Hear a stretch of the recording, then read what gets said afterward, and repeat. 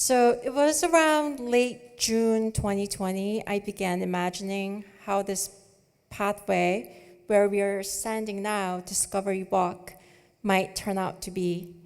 We were still in the early months of the pandemic with so many in-person events and gatherings being canceled or clumsily transferred to an online format. I came across an open call for local artists to design an art integration project for Discovery Walk that would be outdoor and permanent.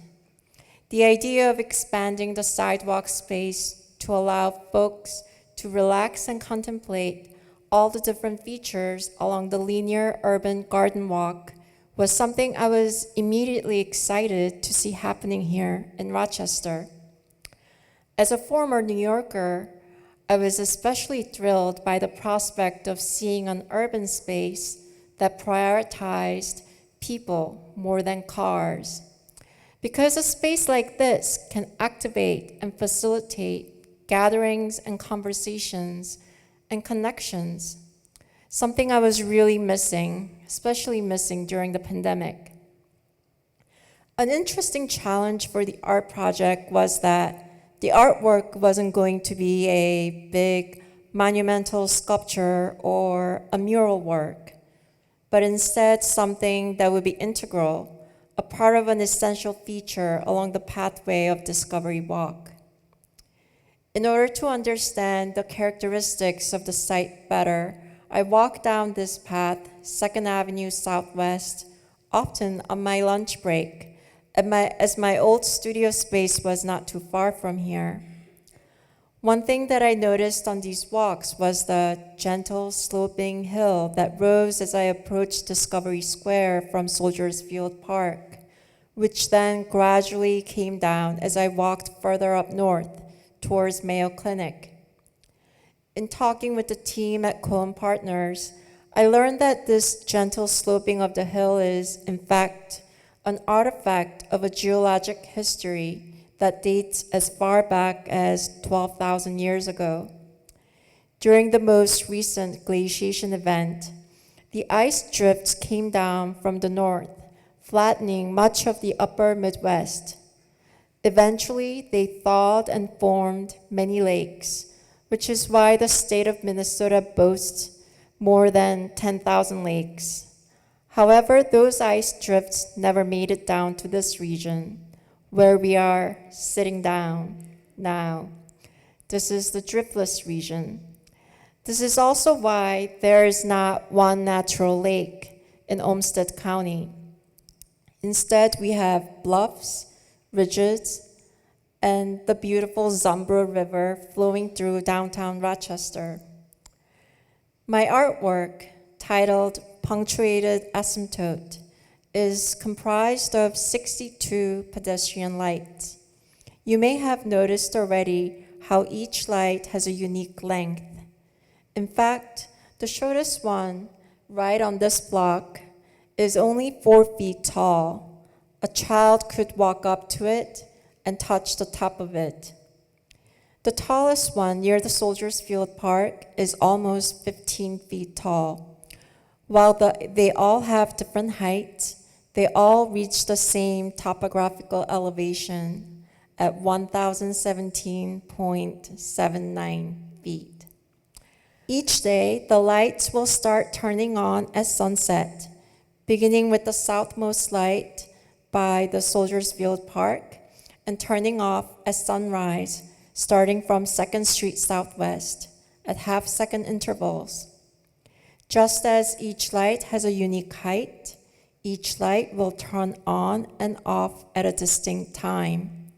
The entire turning on and off of the lights will take about half a minute, like the heartbeat of a person walking, 120 BPM.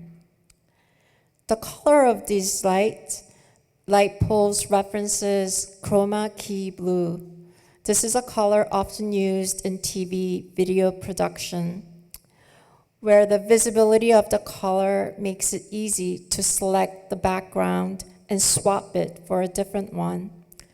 I was very interested in the paradox of this color readily being rendered invisible because of its visibility.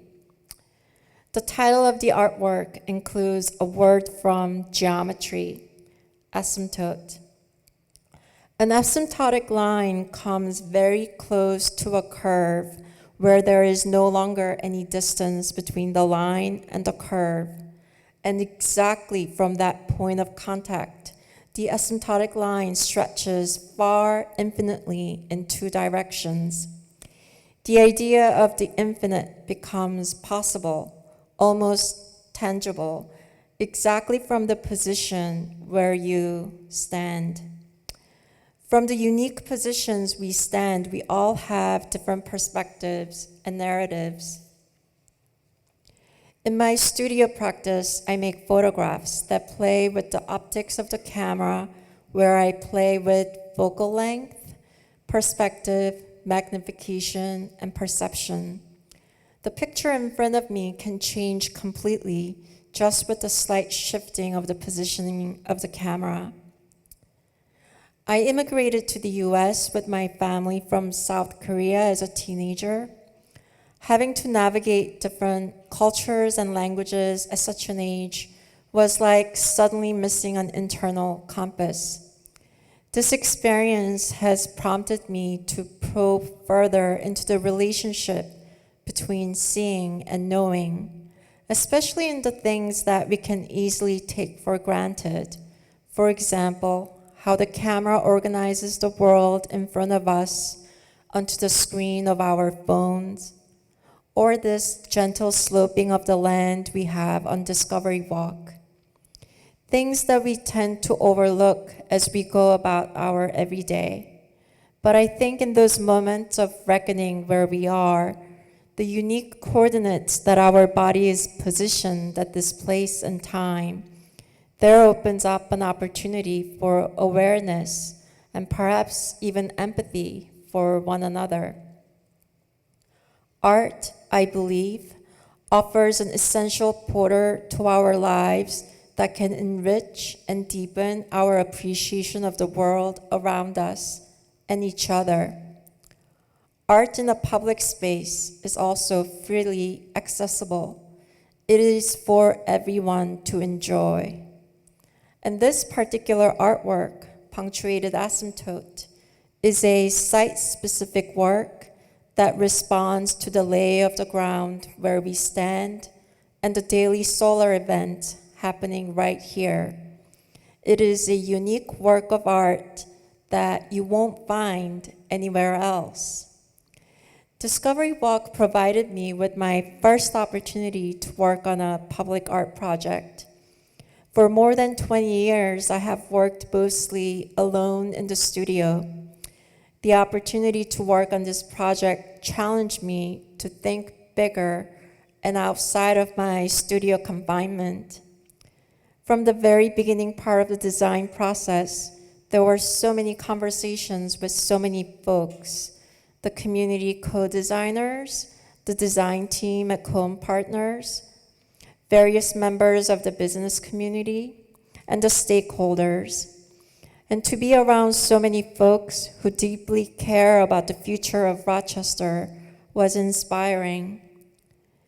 Moving to Rochester almost 7 years ago from New York City, I was not sure what kind of community in the arts I was going to find.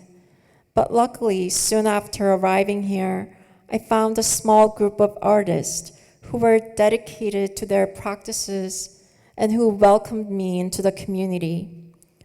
So my hope is that many more folks who will walk down this path will find moments of contemplation and discovery. Thank you so much.